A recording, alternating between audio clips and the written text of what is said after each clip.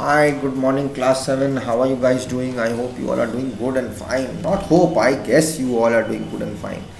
So, you must have, so vacation is going on now. So, all whatever you're seeing, you must have done your holiday homework also properly. Everything was given to you in details.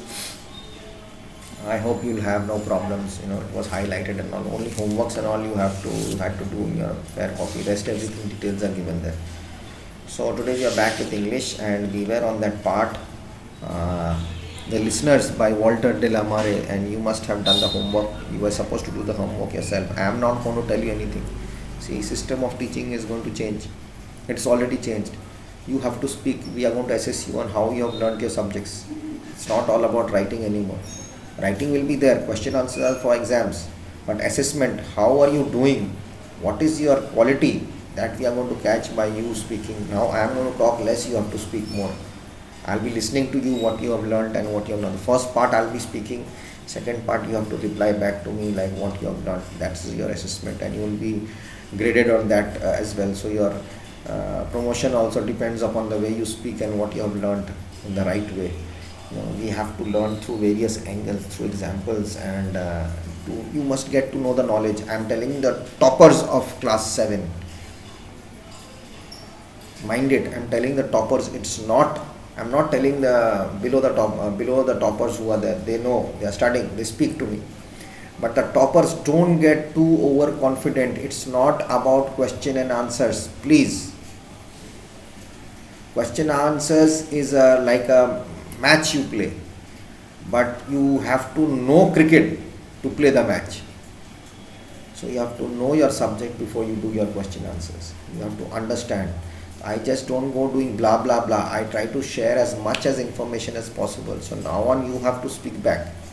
Okay, so cutting it short till there, I'll not go ahead more with that. It was just a basic information I wanted to share with you. I shared, and now we were at the listeners. You have to do the work yourself.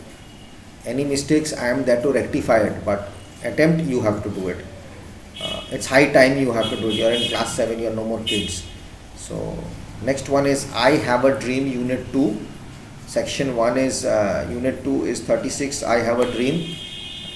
The Last Night by Daphne du Maurier. Actually it's Daphne du Maurier. And the next one is I Have a Dream of Martin Luther King Jr. My father had met that person, and he was a great person. I have a dream in German. They said Ich habe eine Traum. It's a dream for freedom.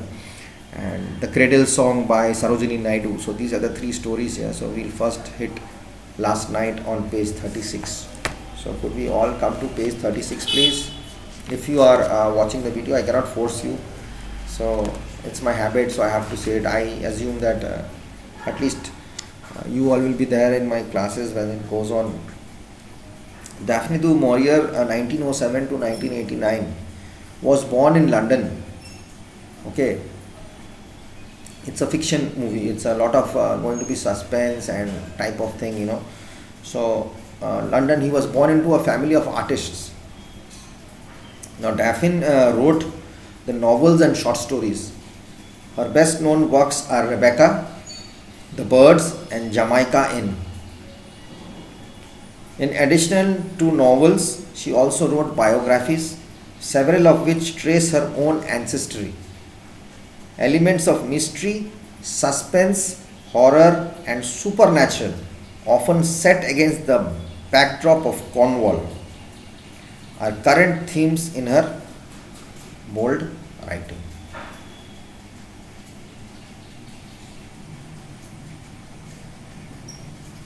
Okay, this is all about her.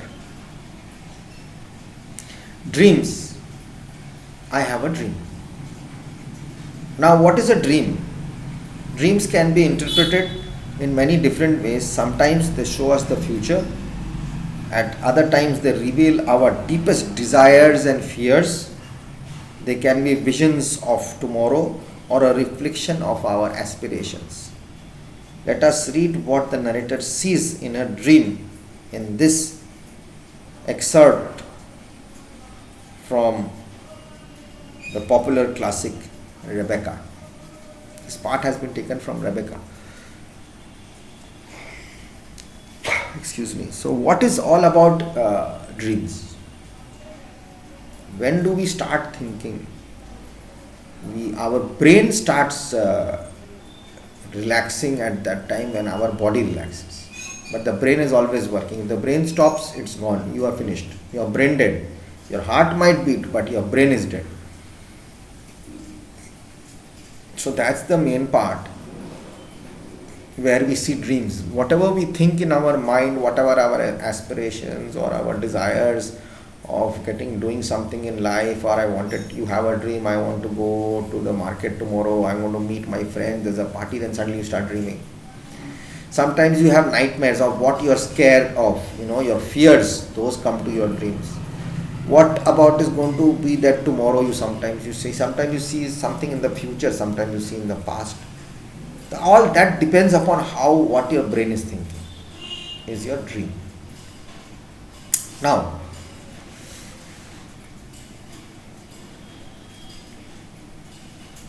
there are many type of dreamers. There are daydreamers, there are night walker dreamers, there are just dreams during sleeping. People love to dream. If they don't dream, that means they're not sleeping properly. That's what they assume at times. So in this story, let's see what Daphne is trying to say. The story begins. Last night I dreamt when I went to Mandalay again. It seemed to me I stood by the iron gate. I'm going to read first and then I'll explain. Last night I dreamt when I went to Mandalay again. It seemed to me I stood by the iron gate leading to the drive, and for a while I could not enter, for the way was barred to me. There was a padlock and a chain upon the gate. I called in my dream to the lodgekeeper and had no answer, and peering closer through the rusted spokes of the gate, I saw that the lodge was uninhabited. No smoke came from the chimney and the little lattice. Okay.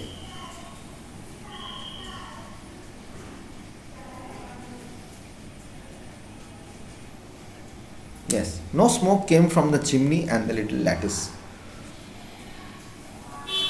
Windows gaped forlorn. Then, like all dreamers, I was possessed of a sudden with supernatural powers, and passed like a spirit through the barrier before me. The drive wound away in front of me, twisting and turning as it had always done. But as I advanced, I was aware that a change had come upon it. It was narrow and unkept, not the drive we had known. On and on, now east, now west, wound the poor thread that once had been our drive. Sometimes I though lost it. But sometimes I thought it lost, but it appeared again, beneath the following tree perhaps, or struggling on the other side of a muddled ditch created by the winter rains. I had not thought the way so long. Surely the miles had multiplied, even as the trees had done, and the path led to a labyrinth, some choked wilderness, and not to the house at all. I came upon it suddenly, and the approach masked by the unnatural growth of a vast shrub that spread in all directions, and I stood, my heart thumping in my breast, that the strange prick of tears behind my eyes. There was Mandalay, our Mandalay, secretive and silent as it had always been, the grey stone shining in the moonlit of my dream, the mullioned windows reflecting the green lawns and the terrace. The time could not wreck the perfect symmetry of those walls, nor the sight itself a jewel in the hollow of a hand. The terrace sloped into the lawns, and the lawns stretched to the sea, and turning I could see the sheet of silver placid under the moon, like a lake undisturbed by a wind or storm. Moonlit can play odd tricks upon the fancy, even upon a dreamer's fancy. As I stood there hushed and still, I could swear that the house was not an empty shell but lived and breathed as it had lived before. Light came from the windows, the curtains blew softly in the night air, and there, in the library, the door would stand half open as we had left it, with my handkerchief on the table beside the bowl of autumn roses. It finishes here. I'll come back in the next video and tell you.